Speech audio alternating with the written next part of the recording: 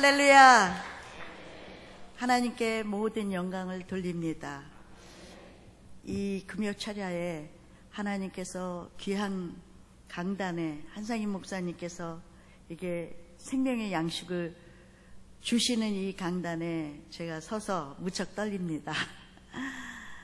저는 인도 선교사로 약 25년 전에 하나님께 부름을 받고 또 사역을 하면서 또 소망을 갖고 계속적으로 주님의 길을 달려가고 있습니다.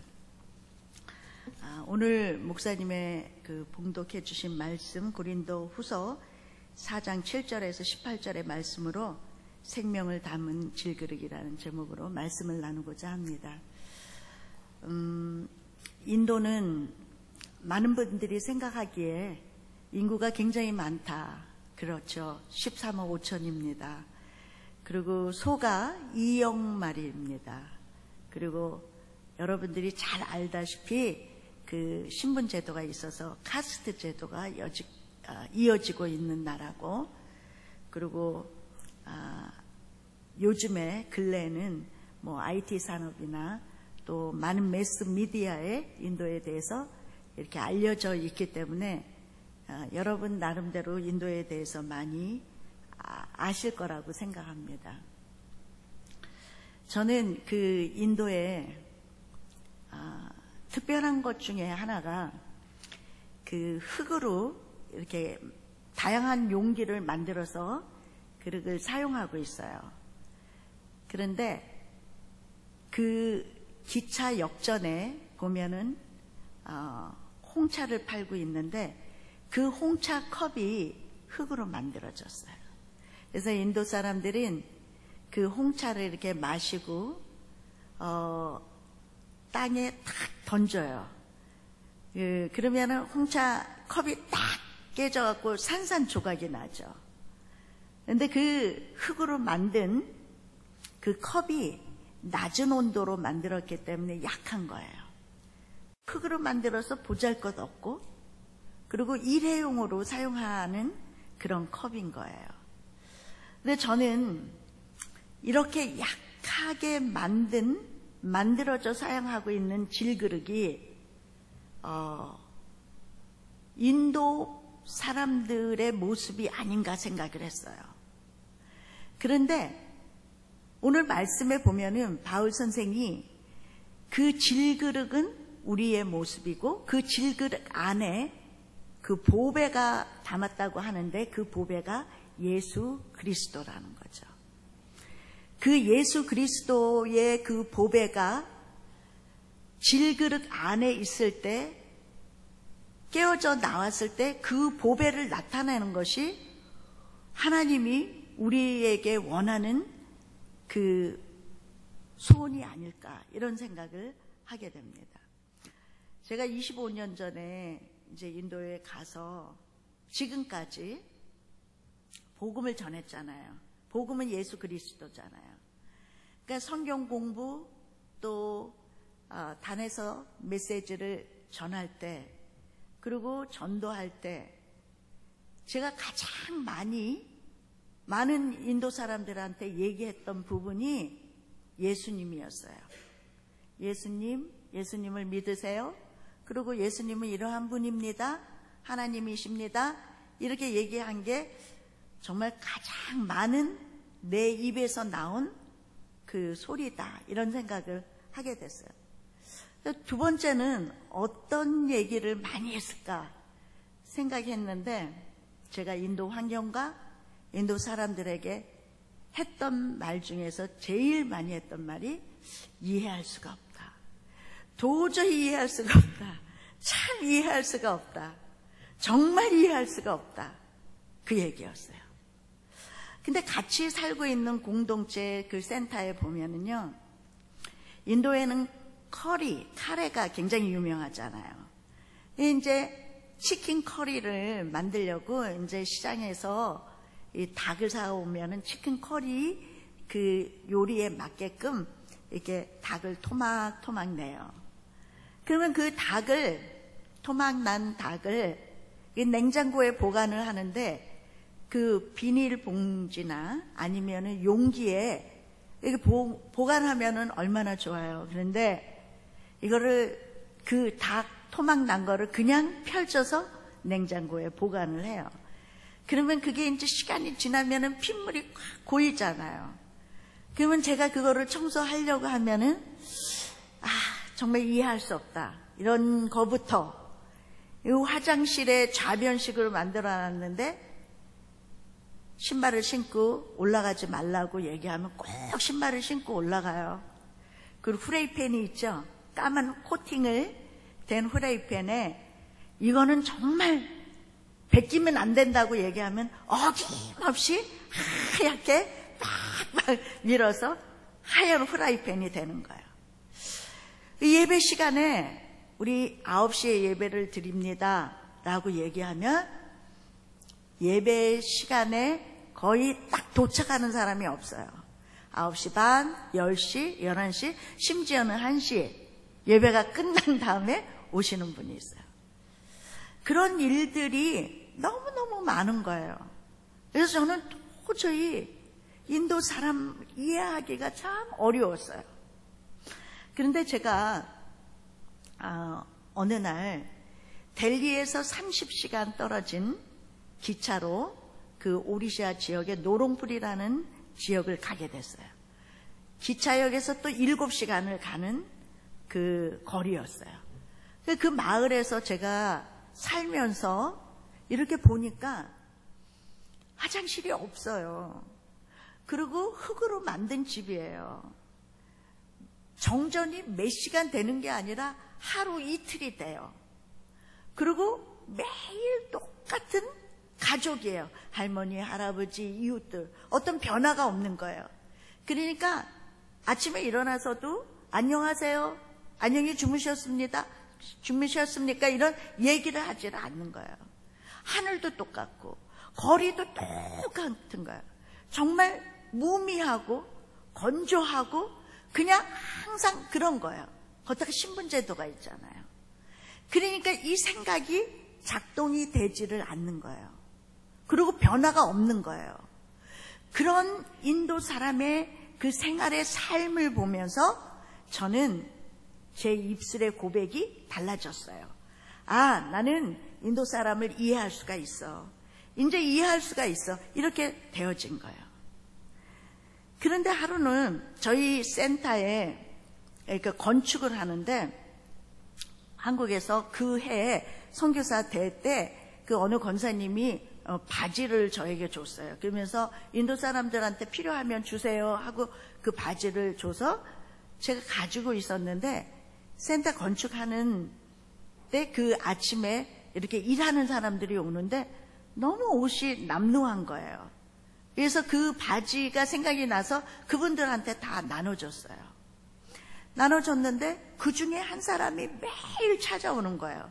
제가 없을 때도 찾아왔다 그러고 제가 또 잠깐 자리를 비웠을 때도 찾아왔다고 해서 왜 이 사람이 계속적으로 나를 찾아올까? 이런 생각을 했어요. 그러면서 저는 계속적으로 그 찾아오는 그 일하는 분의 생각을 해봤어요. 이 사람이 바지를 내가 하나 줬으니까 옷을 달라고 그러겠지? 아니면 더 나가서 돈을 요구하나?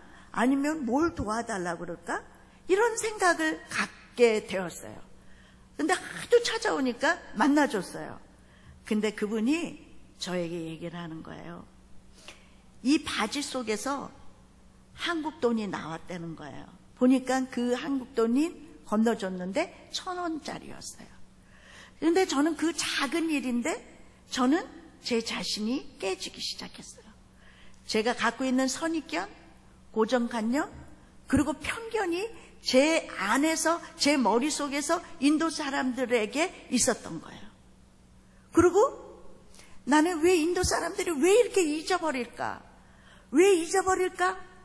왜 가르쳐주면은 도로 그 자리에 있을까 생각했는데 가만히 보니까요.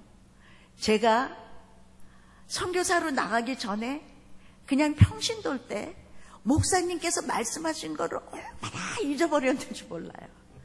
말씀 선포했는데 한 주일 오면은 그 제자리예요. 말씀대로 살아가지 못한 저의 모습이 예전에 있었던 것을 기억나기 시작했어요. 그런 저는 선교사로 왔고, 그리고 하나님의 종으로서 그런 선입견, 편견, 이런 모든 고정관념이 없어졌을 거라고 생각했는데, 나는 여전히 생각이 작동되지 않는 저의 모습을 발견하기 시작한 거예요. 저는 깨지기 시작했어요. 저는 인도 사람들이 다 깨지게 하기 위해서 온 선교사가 아니라 제 자신이 먼저 깨지는 일이 일어나기 시작했어요. 그러면서 우리는 다 깨지기 쉬운 질극일이라는 거, 우리 교회 안에서 누구나 다 어떤 직분을 막론하고 다 깨지기 쉬운 질그릭이라는 것이었어요. 근데 그 질그릭이 다 깨져갖고 아무것도 없으면은 정말 이거는 희망이 없는 거예요. 그냥 쓰레기인 거예요. 그렇지만 그 질그릇 안에 예수 그리스도의 보배가 나타난다 하면은 그 질그릇은 그래도 값어치가 있고 의미가 있는 거라고 생각을 했어요. 저는 생각을 바꾸기 시작하면서 제 안에 질그릇이 깨지면서 저는 인도 사람을 통해서 제가 받는 그 은혜를 체험하게 되었어요. 저희 그 훈련학교에 디나낫이라는 목사님이 계세요. 그런데 그 목사님께서 마을에 이제 가정교회를 개척했어요. 그리고 열심히 성령님과 동행을 했어요. 그런 모습을 어떻게 보냐면은 신방 일정을 쫙 짜는데 기도하고 성령께서 순번이 바뀌면은 그대로 순종하는 사람이에요. 그러니까 성령님과 동행하는 그런 신앙의 모습이 항상 저에게 도전이 됐어요. 근데 이 디나라 목사님이 마을에서 가정교회와 점점 전도를 하기 시작해서 사람들이 교회에 오기 시작하는데 믿지 않는 그 주민들이 이제 시비와 분쟁을 일으켜서 굉장히 어려운 가운데 처하게 됐어요. 주민들이 경찰에 신고해서 이제 경찰이 오고 우리 디나나 목사님이 이제 연행이 돼서 잠시 유치장에 가게 됐어요. 저희가 막 기도를 했어요. 새벽 기도도 하고 주야로 우리가 기도하면서 하나님 이게 어떠한 일입니까 하고 기도를 했는데, 우리는 환경이 막혔을 때 분명히 주시는 하나님께서 말씀으로 우리에게 부딪혀주면 우리는 그 깨달음이 있잖아요. 모든 것을 합력하여 선으로 이루실 하나님을 신뢰하고 바라보게 되었어요. 근데 이 디나나 목사님이 그 유치장에서 이렇게 보니까 그 수십 명의 사람들이 잠시 연행됐는데 네 사람이 정말 어려운 사람이었다는 거예요. 유괴범에다가 도둑, 강도 이렇게 해서 이제 붙들려 온 사람인데 성령께서 강력하게 그 안에 믿음을 주시는 거예요. 복음을 전하라, 예수 그리스도를 전하라는 거였어요. 우리의 질그릇이 깨졌을 때 예수 그리스도의 그 보배가 나타날 때 우리에게 임하는 것은 믿음이라는 거죠. 그래서 믿음은 뭐냐면 선포하는 거예요. 믿음은 믿음대로 행하는 것을 우리가 긍정적으로 고백하는 거예요. 그래서 이 디나나 목사님이 믿음이 생긴 거예요. 믿음이 하나님으로부터 생기니까 이 네 사람들에게 두려워한 마음이 없이 복음을 전한 거예요. 예수님을 믿으세요? 예수님이 우리의 죄를 다 용서해 주시고 우리는 천국의 소망을 갖고, 그 복음을 전했는데 이 네 사람이 너무 놀랍게 그 순간에 예수님을 영접하게 된 거예요. 영접하게 되고 왜 여기 오게 됐어요? 마을에 있는 우리 믿지 않는 사람이 저에게 이렇게 시비를 걸어서 제가 여기 잠시 있게 되었습니다. 그렇게 얘기하니까 알았다고. 그러는데 이제 며칠 후에 우리 디나나 목사님을 풀려났어요. 그리고 이제 마을에 와서 계속적으로 기도하고 그 분쟁 일으키는 그 사람들에게 정말 사랑으로 다 섬겼어요. 근데 한 달 정도 뒤에 그 전도했던 그 4사람이 풀려나갔고 이 마을에 찾아온 거예요. 그래갖고 그 마을에 있는 사람들을 다 모은 거예요. 모으면서 여기요, 우리 디나람 목사님을 괴롭히는 사람은 어떻게 되는지 알죠? 그렇게 얘기를 한 거예요. 그러니까 다들 겁먹어갖고 그 사람들의 소문을 다 알잖아요. 그러니까 가만히 있고 그냥 네, 우리가 방해하지 않겠습니다. 그렇게 얘기한 거예요. 그러고 나서 이제 열심히 교회를 섬겼는데요. 제가 지난 3월 11일 날 그 교회에 헌당 예배를 갔어요. 얼마나 왔는지 알아요? 800명가량이 오게 된 거예요. 그래서 하나님께 예배를 드리게 된 거예요. 그러면서 저는 그 디나랑 목사님을 통해서 정말 하나의 예수 그리스도의 그 안에 생명이 들어갔을 때 그 질그릇이 깨어져서 그 믿음으로 역사하는 것을 보게 됐어요. 제가 물었어요. 어떻게 800명이 왔냐고 물어보니까 제 안에 믿음이 생겼어요. 정말 이 잔치를 하나님 앞에 왔을 때 배부르는 그런 영적인 육적인 축복을 나눠주고 싶어서 그 농협협동조합에서 인도 돈으로 한 5만 루피, 한 80만 원 정도를 그 대출을 받아갖고 그냥 잔치를 벌인 거예요. 이 돈 어떻게 갚냐고. 믿음이 있다라는 거예요. 그러니까는 우리에게 그 믿음이 있다면 우리가 못할 일이 없는 지금 땅의 것을 바라보고 사는 이 환경 가운데 위의 것의 생명을 바라보면서 살게 되는 줄 믿습니다. 질그릇이 예수로 깨어져서 드러날 때 믿음이라는 거예요. 지금 인도는 굉장히 어려운 가운데 있어요. 곳곳에 핍박의 사례가 있고 그리고 굉장히 어려운 사례들이 있어요.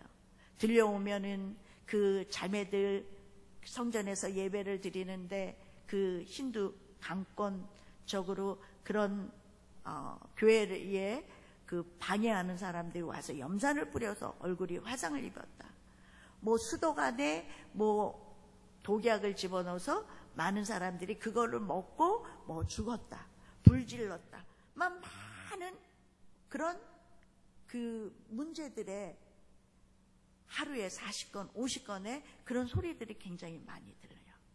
근데요, 2017년 1월 20일 오라온 부부가 있는 그런 놀라운 일들을 우리가 듣게 되었어요. 자르칸드라는 곳에 그 오라온 부부가 2007년도에 예수님을 영접했어요. 근데 그 마을에서 또 이 두 부부를 예수를 믿는다고 계속적으로 압박과 그리고 힘들게 했어요.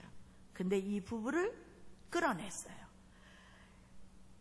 당신들이 예수를 믿지 않으면은 우리가 그냥 풀려주게 하고 그리고 정말 우리와 같이 좋은 관계로 맺어서 살아갈 수 있지만 만약에 예수를 믿는다면 우리 마을을 떠나던가 아니면은 여기에서 우리와 연결해서 살 수가 없습니다. 그렇게 얘기한 거예요.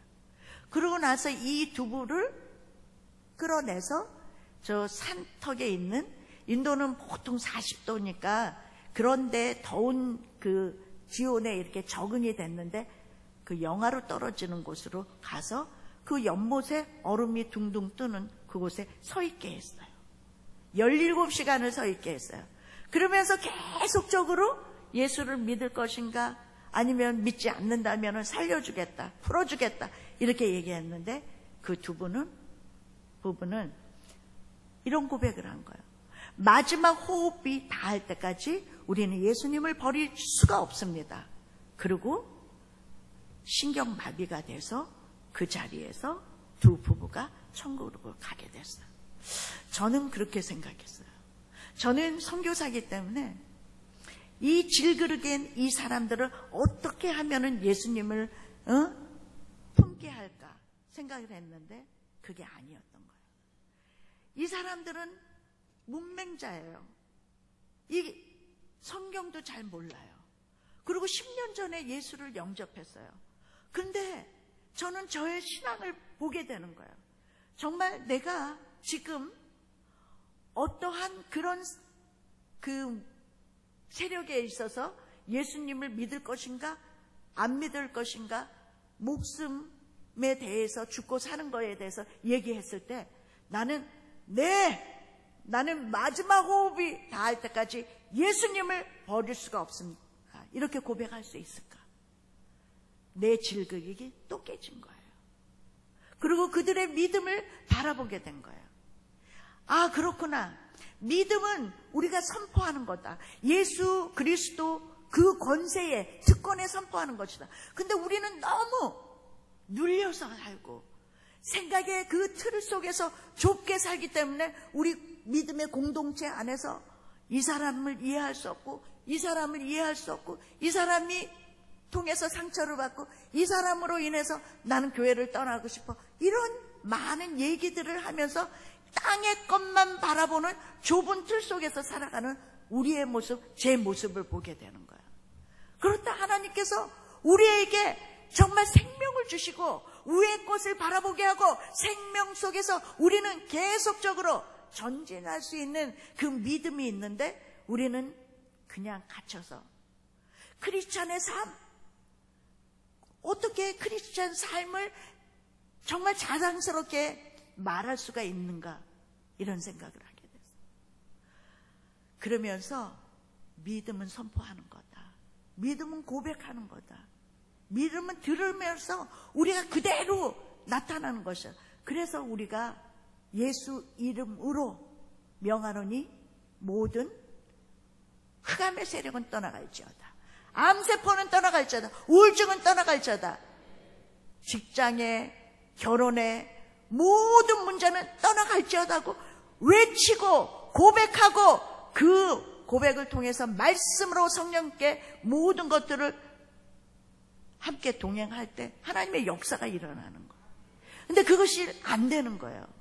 어느 날서부터 새벽마다 기도하고 부르짖어서 기도했던 것이 기력이 없어질 정도로 영적으로 약해진 거죠. 그런 모습을 바라보게 된 거예요. 그것이 나의 모습이었다라는 거예요.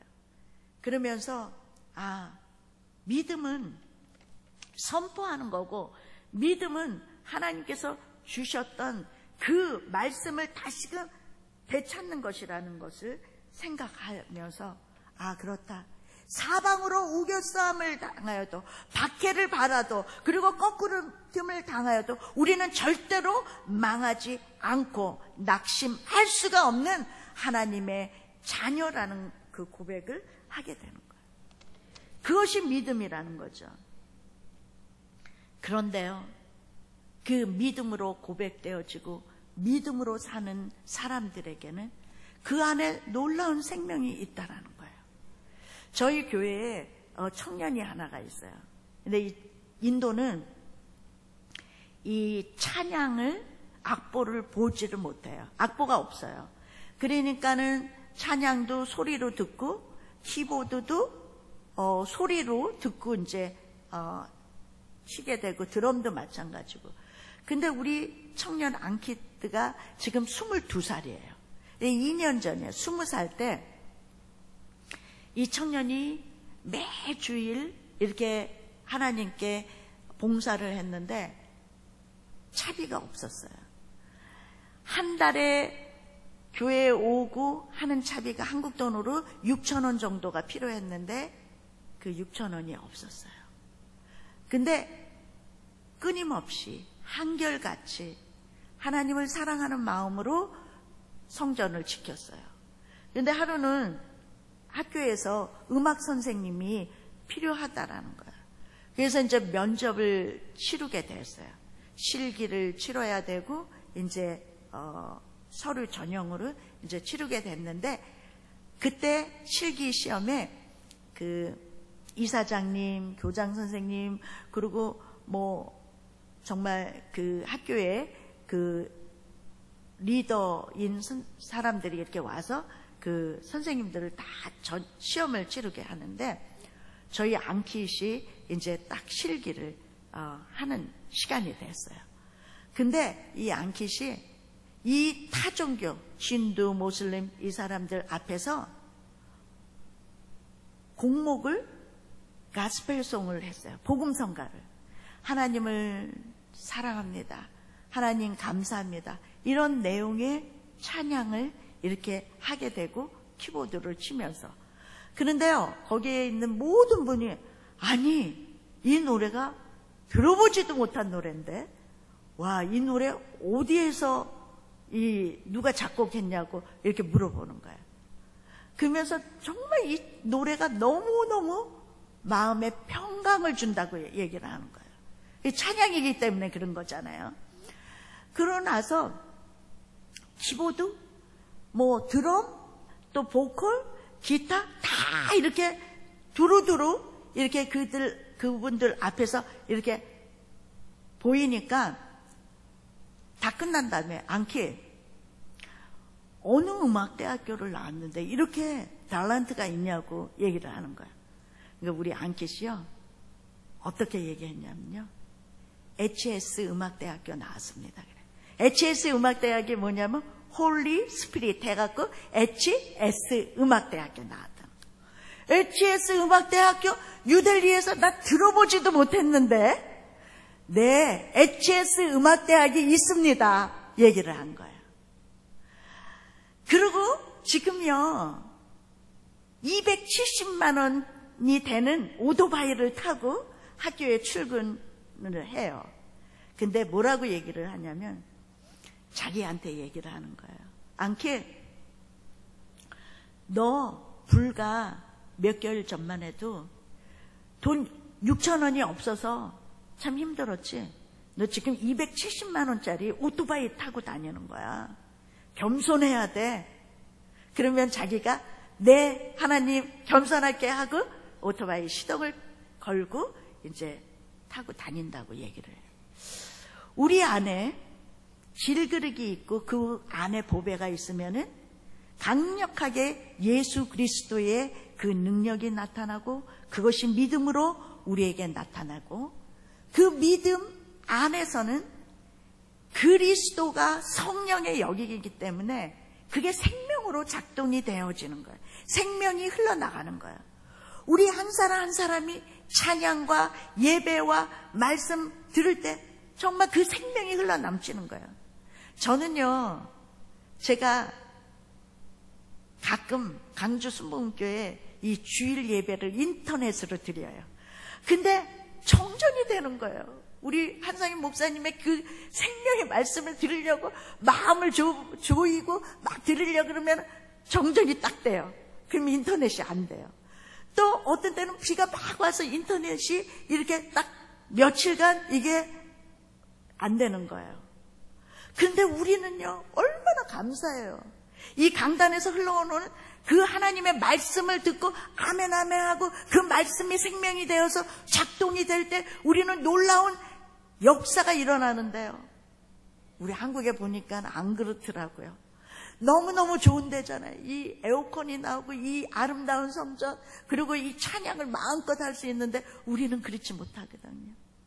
그냥 막 시장가에 조그만 5평짜리 되는 곳에서 뭐 한 사람 놓고 막 25년 전에 정말 하나님을 바라보면서 막 기도했거든요. 여기에서 무슨 생명이 일어날 것입니까? 하나님, 이 뉴델리 수도예요. 수도인데요, 좀 좋은 건물도 좋고 그 인테리어도 잘 된 그렇게 된 공간에서 우리가 예배를 드렸으면 좋겠어요. 근데 하나님은 말씀 안 하시더라고요. 우리에게 무엇인가 하나님께서 주실 보배가 있었기 때문에 하나님 예수 그리스도의 생명을 우리에게 던져주고 싶고 그 생명을 우리가 하나님의 선하심을 맛보아 알기를 원했기 때문에 우리에게 그 기간이 필요했던 거예요. 정말 5평짜리에서 맨날 기도하는데 너무 더운 거예요. 지금 45도거든요, 인도가. 더울 때는 굉장히 더워요. 에어컨도 없어요. 그러면 쫙 땀이 그냥 다 흘러요. 완전히 사우나죠. 그런데 저는 또 너무 놀란 거는요, 인도 사람이요, 그렇게 덥고 그런데 가만히 있어요. 움직이지도 않아요. 하나님에 대한 그 예배 태도가 있는 거예요.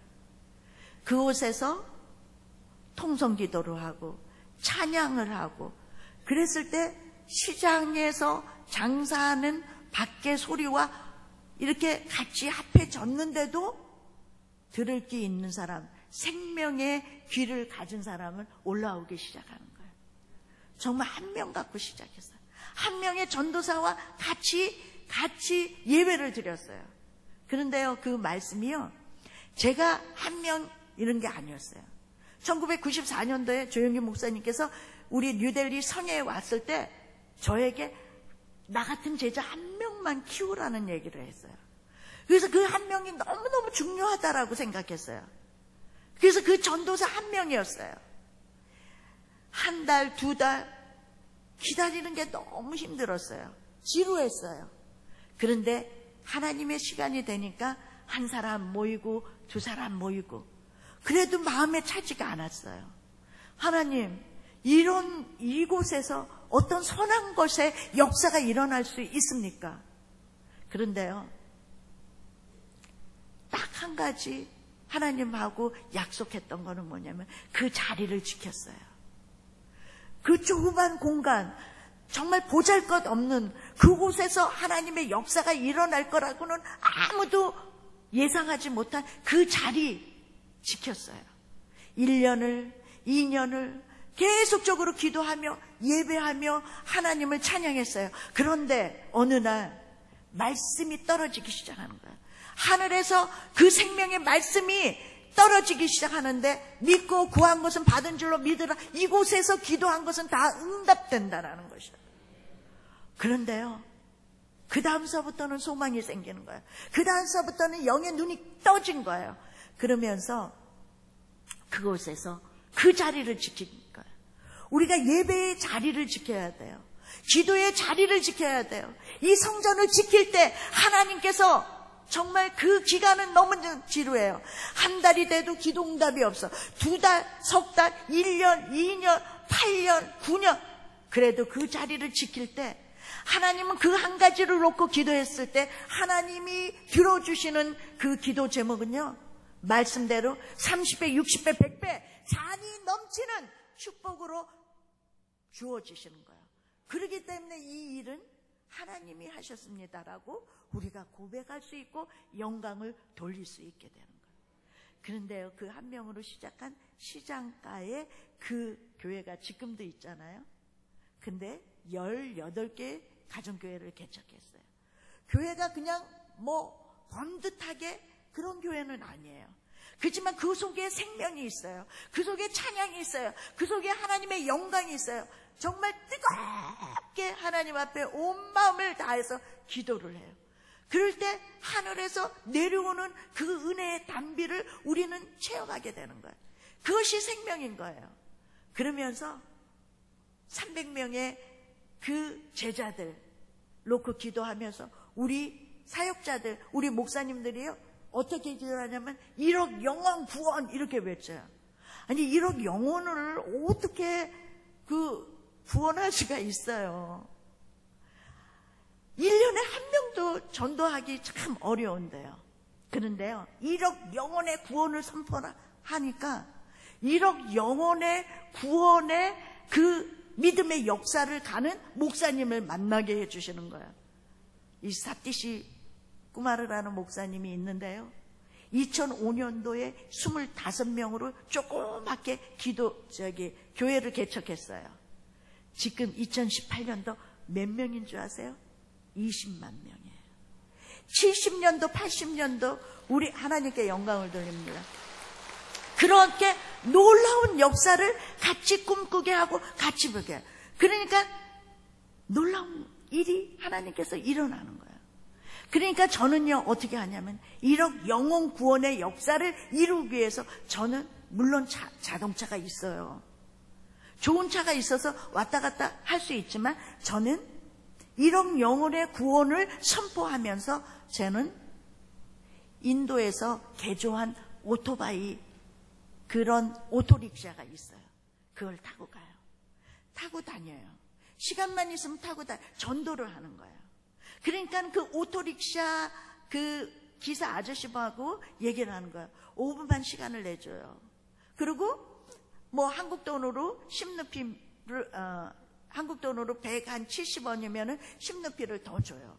그러면은 오토릭샤 아저씨 100명이면은 100명이 다 5분 시간을 내줘요. 그러면 제가 만났던 하나님을 얘기를 해요. 저는 힘들었는데요. 저는 아팠는데요. 저는 이렇게 이 하나님을 만나서 생명 있게 제 안에 살아가고 있어요. 너무 행복해요. 그러면서 얘기를 하게 되면요, 그분들이요, 교회 가고 싶은데요.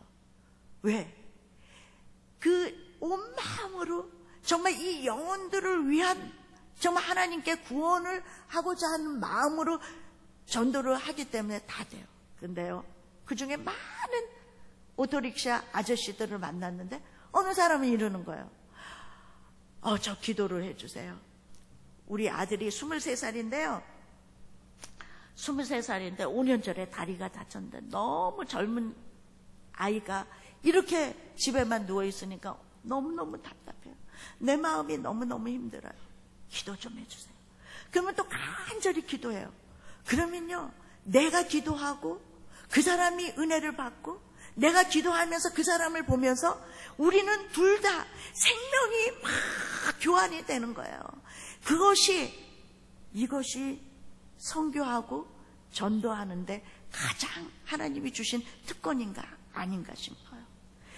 제가 지난 또 3월 달에 마라나시 지역에서 한 80기도 들어간데 우리 제자 목사님이 사역을 해요. 제가 2005년도에 그곳에 가서 마을 사람들에게 복음을 전했어요. 근데 그 중에 한 명이 요번에 갔을 때 이렇게 제 앞으로 오는 거예요. 25살 되는 프레임 찬드라는 형제인데, 전도사인데 아주 꽉 말랐더라고요. 근데 제가 몇 개월 전에 결혼을 했고요. 2005년도에 시스터가 와서 예수님을 전해서 제가 그때 어렸을 때 9살이었어요. 근데 예수님을 처음으로 전해 들었어요. 그래서 내가 예수님 믿었어요. 그리고 저는 신학교를 갔어요. 그리고 결혼을 했어요. 저희 집 와서 기도 좀 해주세요. 그러는 거예요. 그래서 제가 갔어요. 흙집이에요. 정말 딱 들어섰는데 거의 천정이 뭐 그렇게 높지 않았어요.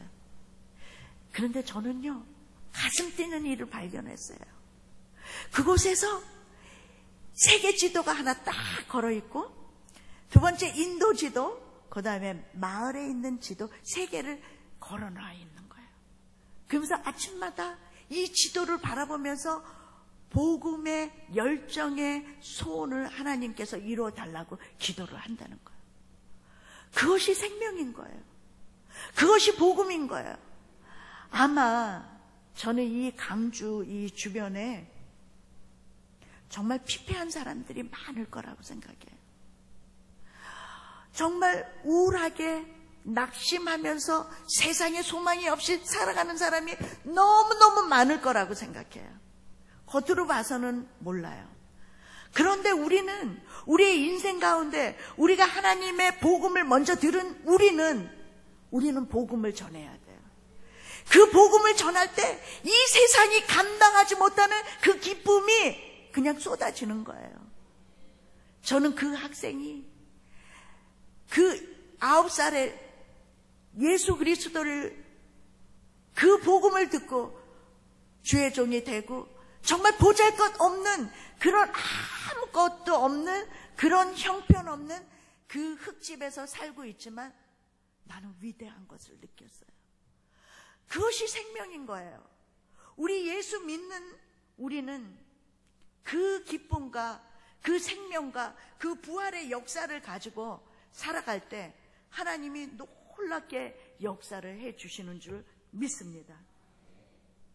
이 프레임찬드 이 전도사는 세계 지도를 바라보면서, 인도 지도를 바라보면서 그 마을의 그 사람들을 바라보면서 기도할 때 하나님은 놀랍게 그 프레임찬드 전도사를 사용할 것이라고 확실히 믿습니다.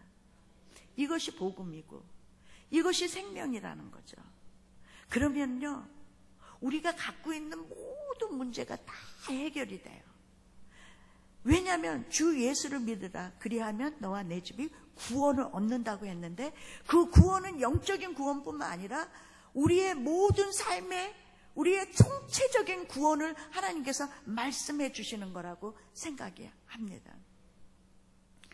제가 그 마음의 소원을 갖고 이제 기도하기 시작했는데 점점 우리가 원하는 센터가 필요했어요. 목적은 뭐냐? 목표는 뭐냐? 어떤 거창한 것이 아니었어요. 생명이었어요. 질그릇이 깨지고 그 안에 믿음으로 역사하고 그 안에 그 믿음의 고백과 선포와 그 행함이 하나님께 영광을 돌리는 한 사람 한 사람이 되어지면 되는 거거든요. 그러면은 그 한 사람이 교회거든요. 이 한 사람이 교회거든요. 그럼 교회는 하나님께서 주시는 그 주권이 있고 통치권이 있는 거거든요. 왜냐하면 주님께서 한 사람 한 사람을 부른 게 교회이기 때문이죠. 그래서 그 교회를 생각했는데 그 교회를 더 많이 더 확장하고 싶어서 센터를 생각을 했었어요. 근데요, 그 센터를 우리가 짓기 위해서 얼마나 기도했냐면 8년을 기도했어요. 많은 분들이 이렇게 보면서 건물 센터 세웠네, 좋네, 이렇게 얘기하는데 저희는 8년을 기도했어요. 우리가 어떤 기도를 할 때, 어떤 응답을 위해서 기도할 때 금방 되는 게 있는데 금방 안 되는 거는 너무너무 많은 축복을 주시기 위한 거예요. 그 축복이요, 눈으로 보는 우리의 환경적인 우리의 마음의 어떤 체험도 있지만 영적으로 하나님께서 우리를 성장시키는 그런 축복도 있는 줄 믿습니다. 근데 저희는요, 하나님께서 그렇게 기도하니까 재정 문제가 없었어요. 대부분 선교사님들이 재정이 문제잖아요. 근데 저희는 재정이 문제가 없었어요. 그런데 다른 문제가 있었어요. 건축을 하기 시작하면서 정말 생각지도 못한 일들이 굉장히 많이 일어났고, 그러면서도 그것을 넘어가야 할 일도 있지만 좋은 일들이 정말 많았어요. 어느 날요, 포스코 건설에서요, 저희한테 아무 그런 이유도 없이 교실 5개를 세워주겠다고 얘기하는 거예요. 8년간 기도했잖아요. 와, 하나님의 응답이다. 와, 이거는 그냥 한 번에 이렇게 교실을 지어줄 수 있는 그런 하나님의 재정이 오는구나, 이렇게 했는데 딱 일주일 됐는데 다 캔슬이 됐어요. 아, 죄송합니다. 우리가 못하겠습니다. 그래요. 우리도 그러잖아요. 우리의 기도 제목들이 있잖아요. 결혼의 기도라든가 아니면 사업을 하기 위해서 했는데 일이 잘 진행되는 것 같잖아요. 근데 안 돼요. 낭망을 하거나 그 기도 제목을 그냥 멈춰버리거나 얼마 후에는 우리 자신이 기도한 제목을 잊어버려요. 그러니까 응답을 못 받는 거죠. 근데 그럴 때는 더 집중하면서 기도를 해야 되는 거예요. 우리 그렇게 기도했어요. 그리고 많은 일들이 있는데 원래 재정이 4층 건물이었어요. 근데 맨 위층에 좀 예배를 드리고 싶은 마음이었어요. 근데 한 사람이라도 더 많이 예배를 드리고자 하는 마음이 생겼어요. 근데 제가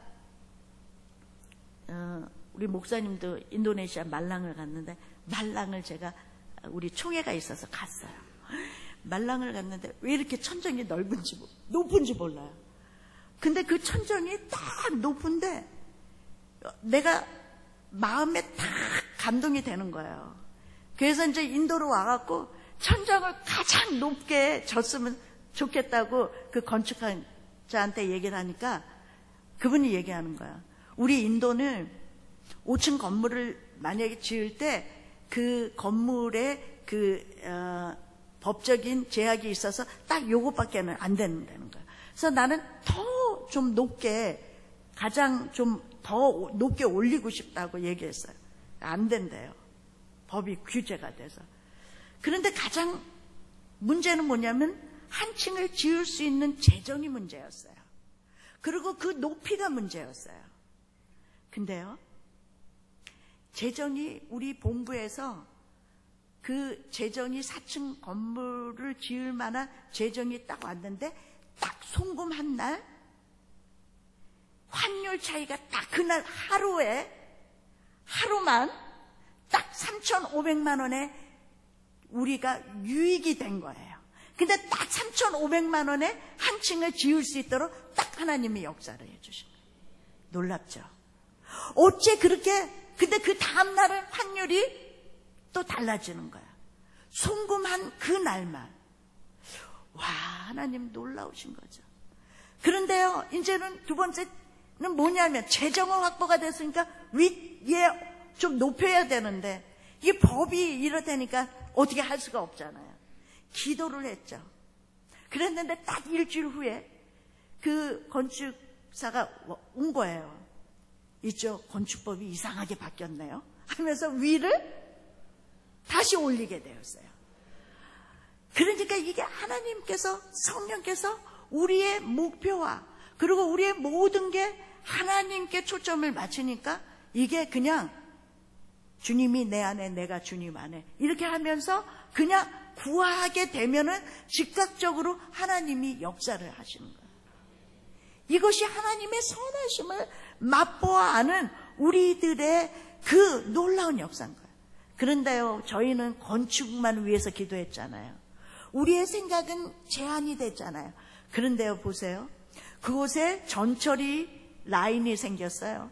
그 다음에 정화조, 하수도, 상수도 이런 모든 처리가 다 되고 그 마을이 정말 변두리라서 형편이 없는데 점점 발전이 되어가고 있고 정말 센터의 역할을 감당할 수 있도록 제자를 키워낼 수 있는 하나님의 영적 전초 기지를 만들어준 거예요. 저는요, 이 건축, 저는요, 이 환경, 인도, 이 모든 것들을 이렇게 하나하나 이해할 수 없고 감당할 수 없지만 하나하나를 하나님과 붙들면서 씨름하면서 응답을 받게 되고 믿음이 저에게 생기고 믿음을 선포하면서 되어지니까요, 만사가 형통하게 되어지는 거예요. 그렇게 쉽지는 않았어요.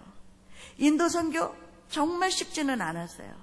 그렇지만 제가 쉽지 않았던 그런 어려움이 있기 때문에 응답을 받았을 때는 하나님이 하셨다라는 것을 고백할 수 있고 영광을 돌릴 수 있게 되는 거예요.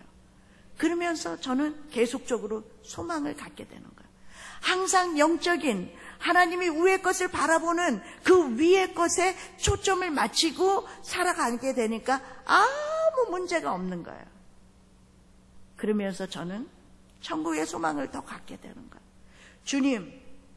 주님께서 정말 이 인도 선교를 맡겨주셨는데 이 한 지역 가운데 하나님 충성을 다할 수 있게 해주세요.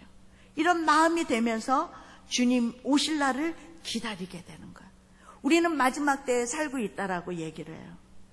우리 강주 순복음교회 한 분 한 분은 어떠한 마지막 때를 준비하면서 살아가고 있는지 정말 이 시대에 생각을 해봐야 돼요.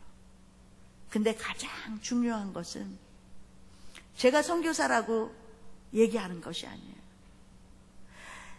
선교는 너무너무 하나님께 영광이 되는 길이에요. 질그리 깨지면서 그리고 그 안에 보배이신 예수 그리스도가 나타나면서 저는 이 사명이, 이 직분이 얼마나 감사한지 몰라요. 여러분도 선교사적인 삶을 살아갈 때 너무너무 행복할 거예요. 저는 그래요. 저기 슬럼가에 정말 배우지도 못한 사람이에요. 너무너무 가난해요. 근데 그들에게 가서 제가 얼마나 힌디어를 잘하겠어요. 제가 얼마나 영어를 잘하겠어요.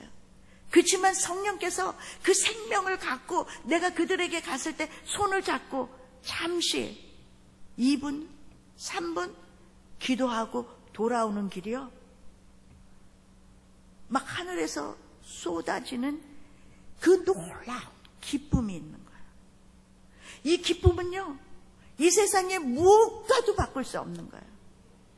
그것을 우리 강주순복음교회 성도님들이 체험하기 위해서는 저는 이 주변에 있는 많은 사람들, 피폐하고 방황하는 사람들에게 눈을 돌리면요, 그것이 생명이 되고 그것이 기쁨이 되고, 그래서 하나님께 영광을 돌리고, 그래서 천국 소망을 기대하는 모든 분이 되는 축복을 누릴 수 있다고 믿습니다.